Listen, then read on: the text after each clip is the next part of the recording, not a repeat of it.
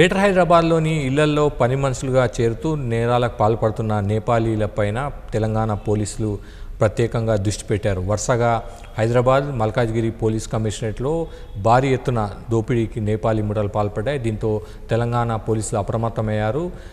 నేరానికి పాల్పడిన వారిని గుర్తించేందుకు ఇప్పటికే విచారణ కూడా మొదలుపెట్టారు. అయితే మల్కాజ్గిరి కమిషనరేట్లో నేరానికి పాల్పడ్డ వారిని బార్డర్ దాటుతుండగా అంటే నేపాల్లోకి వెళ్లేందుకు ప్రయత్నిస్తుండగా పోలీసులు పట్టుకున్నారు. వారిని తీసుకొచ్చారు. ప్రస్తుతం వారు జైల్లో ఉన్నారు. మరోవైపు హైదరాబాద్లో రిటైర్డ్ ఐపీఎస్ అధికారి ఇంట్లో జరిగిన దోపిడీకి సంబంధించి ప్రస్తుతం ఇంకా నేపాలీల కోసం నేరానికి పాల్పడ్డ నేపాలీల కోసం వేట కూడా ప్రస్తుతం పోలీసులు కొనసాగిస్తున్నారు. అయితే మొత్తం మీద నేపాలీ ముఠాల నేరాలు అరాచకాల విషయంలో పోలీసులు అప్రమత్తమయ్యారు. ప్రస్తుతం హైదరాబాద్ చుట్టుపక్కల ప్రాంతాల్లో పనిచేస్తూ నేర చరిత్ర కలిగిన నేపాలీల గురించి పోలీసులు ఆరా తీశారు. ఇప్పటివరకు పోలీసులకు ఉన్న పోలీసులు సేకరించిన సమాచారం ప్రకారం దాదాపు 170 మందికి పైగా నేపాలీలకు నేర చరిత్ర ఉన్నట్లు, క్రిమినల్ రికార్డు ఉన్నట్టుగా కూడా గుర్తించారు. వీరందరిపైన కూడా పూర్తి స్థాయిలో నిఘా పెట్టారు. వీళ్ళలో కొంతమంది ఇప్పటికే నేరాలకు పాల్పడి తర్వాత బెయిల్పై బయటకు వచ్చి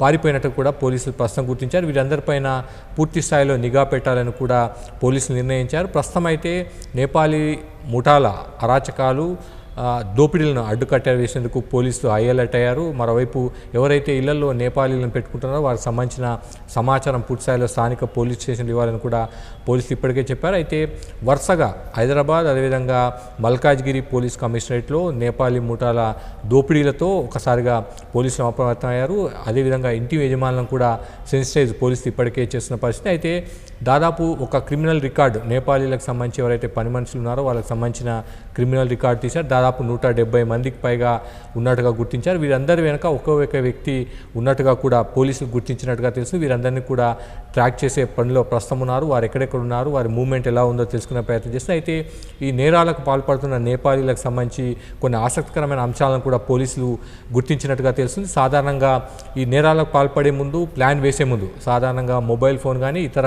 కమ్యూనికేషన్ వాడకుండా ఫేస్బుక్ అదేవిధంగా మెసేజ్ ద్వారా కమ్యూనికేషన్ చేస్తున్నట్టుగా ఆ తర్వాత నేరానికి పాల్పడి వీళ్ళంత తొందరగా ఏదైతే సొత్తు దోచుకున్నారో దాన్ని వెంటనే అమ్మివేయడం, ఆ తర్వాత బార్డర్ దాటి నేపాల్లోకి వెళ్ళి తలదాచుకునే ప్రయత్నం చేస్తున్నట్టుగా తెలుస్తుంది. మొత్తంగా ఈ నెట్వర్క్ అంతా కూడా పోలీసులు గుర్తించారు. ఏ విధంగా వెళ్తున్నారు, ఏ విధంగా నేరానికి పాల్పడుతున్నారు, దేశం దాటి ఏ విధంగా వెళ్తున్నారు కూడా పూర్తి స్థాయిలో ట్రాక్ చేసినట్టుగా తెలుస్తుంది. అయితే ఇకపై నేరాలకు పాల్పడకుండా కట్టడి చేసేందుకు పోలీసులు పూర్తి స్థాయిలో చర్యలు మొదలుపెట్టారు.